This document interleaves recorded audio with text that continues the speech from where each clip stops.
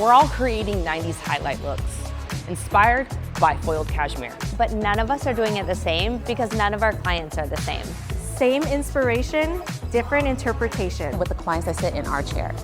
Some days I'm a foiled cashmere type of girl. Are you foiled or are you cashmere? I am cashmere. It looks good wet. It's gonna look great. Really good dry. Yes. Took the words right out of my mouth. Yeah. What do you mean new, Blondie?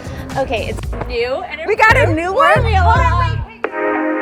I am thinking for sure we do brighten here and around here, and then with this we work in dimension and make it more natural. We have to update this to be 2026. Like, my client doesn't want to have a full highlight to her roots, like she wants to be dimensional. So we'll find a way to work that in. It'll be good. I'm excited. All right, so I am gonna start around her hairline, and one of my favorite things to do is just kind of like flick out the little baby hairs right around her hairline instead of take a deliberate section, because I feel like it just makes it so much softer, so much more natural.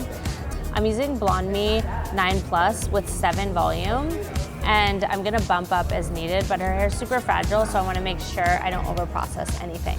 So I'm starting in the front versus the back because I want to be efficient and I don't want to spend time in areas that I aren't going to be visible. So to me, the face is the most important part of the hair. So I want to make sure that I get it bright enough there, get it as bright as I want around the face.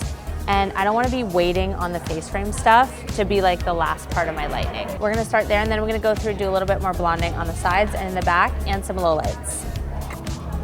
So I want to keep these foils right along the face super, super fine, because this is going to be the thing that blends her hairline. Simple baby foils. I want to make sure I do not overprocess any of her hair.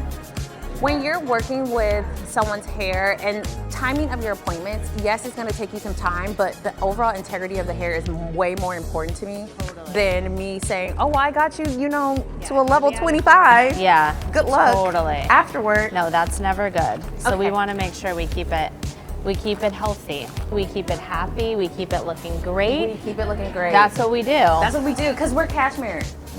And have you ever looked at cashmere? It's soft. All right, so I put in all my blonde foils. Now what I'm gonna do to break up that line of demarcation that she has from her old foils is I want to put a base color in between every single blonde foil.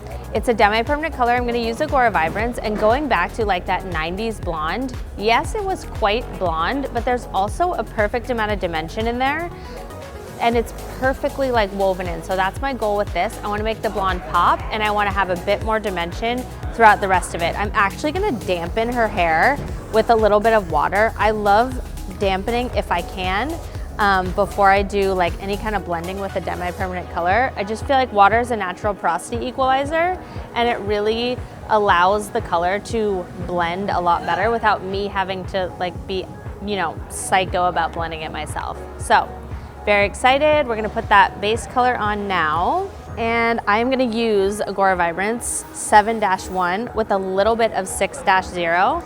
So we've got level 7 blue violet, and then a level 6 N, so 6 natural. It's gonna be the perfect blend. Very excited.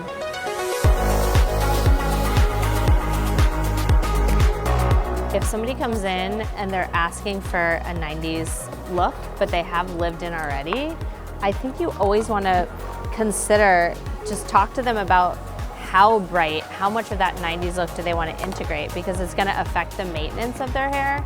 It's going to totally change how often they need to come in. It's going to change a lot of things about their hair. So I feel like it just makes sense to discuss, like with Alexis here, we're like, okay, are you just looking for the brightness around your face, or are you really looking for brightness throughout everywhere? And in her situation, she really just wants to stay brighter throughout her face.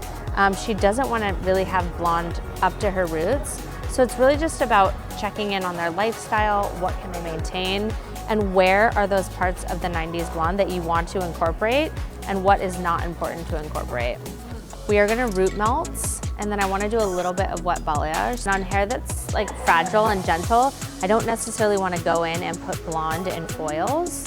I want to make sure that I'm being really gentle with it. I'm gonna just let this process for about 20 minutes, and then we'll rinse. It feels better than when I came in. I can't believe it. So you are a magic maker. All right, guys, if you want to learn more about the foiled cashmere technique, go to www.skpeducation.com. There is a free certification. You get certified, you know how to do the look on your clients, and you too can transition that look into something that works perfect for them. Thanks for watching, guys, and I will see you next time.